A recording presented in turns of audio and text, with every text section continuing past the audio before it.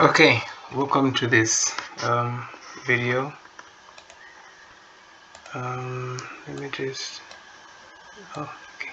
So what we want to do here is that we want to make a simple propeller or a fan, as it may be called. So we go straight right into it.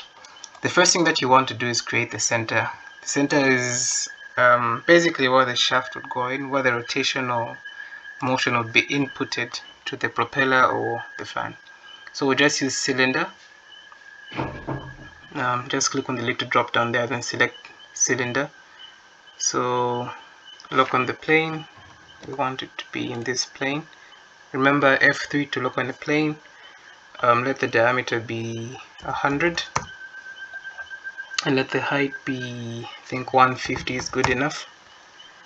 Now we don't want this profile here. We don't want it to be flat at the top because it wouldn't be good for, since we're dealing with air, this would increase the amount of drag, and also it's not required or recommended for an engineering student or basically any person. So use round. Just click on round, then click on the edge that you want to turn into a round, basically 50. Let's use, I think 20 is good enough. So that's a radius of 20. So that's the first part. The next thing that we want to do is create two planes because we're going to use the loft. So the loft is used to create an extrude from one sketch to another. So the first sketch slowly turns into the second sketch, and that's what the loft does. So to do that, you need two sketches that are on parallel planes. You can actually use 3 sketches, but we just need 2 for this one. So go to click on the little drop down on more planes, then select tangent. So click on the little drop down and select tangent. Just follow my steps in case you can't see what I'm talking about. Then click on this cylindrical body and let it be here at the center at 90. After that, click on the middle mouse button and move your mouse so that you can rotate it like that. And I want this to move inwards I think let's just let it go to the center, which is going to be at 50, like that.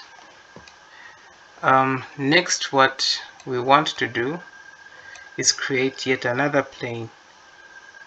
So we look at our centerpiece from the right side again, like that, and then go to tangent again, creating a second plane. So click on the cylindrical part, center it at 90, rotate, holding down the middle mouse button. Let me just zoom out a bit. Then move it. So to move it, you just click on the arrow that's pointing in there. That lays in the axis you want it to move. So for me, it's this arrow right here. So this plane is basically showing you how far one blade is going to be. So I think let's put it at 400 or 450. I think 450 is okay. 450, like that. Now what we're going to do is that we're going to draw 2 sketches to show the starting profile of the blade and also the ending profile. So I'll go to rectangle by 3 points. So click on the drop down there and select rectangle by 3 points. Then lock onto this plane here. That's the first plane we made, so F3, and look at it from the right side. So the first, or rather the ending profile that I want to see should be straight. It should be perfectly vertical. Rather not perfectly vertical, but close to vertical. So since we're using rectangle by 3 points, you need to click on 3 points. So to go from here straight down there, and the third point is actually setting the width. So we want a width of, that's 2.14, we want a width of 4.28, and that's basically the first profile that we've made. Now you want to redo the same process of drawing a sketch, but now from the second profile. So go back to circle or rectangle, sorry, by 3 points. F3 to lock out of this plane, and F3 to lock onto this plane here. Look at it from the right so that you can properly visualize how you want it to end. So I want the second profile to be sort of something like this. I don't want, okay. So remember the width is 4.28, I believe. Yeah. Okay, so we have the profiles that we need, the ending profile and also the starting profile of the blade. After you've done this, you go to add, the little drop down on add, and select loft. Once you select loft, you see that Solid Edge gives you messages. It might show up here at the top or somewhere below here, depending on the version you're using.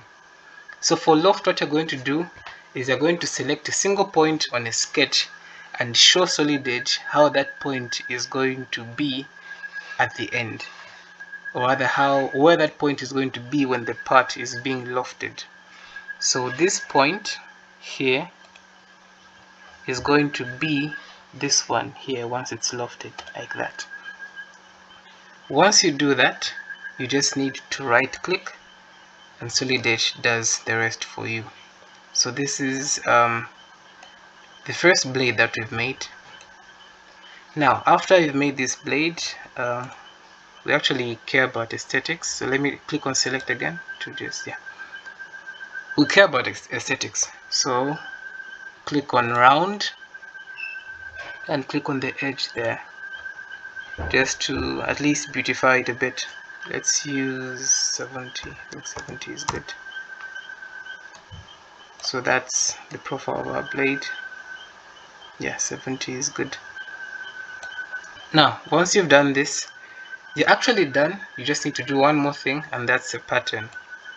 So to use a pattern in Solid Edge, you have to select the feature that you want to multiply, the feature that you want to copy. So the feature that we want to copy here is this protrusion. Let me just click on select, this protrusion here.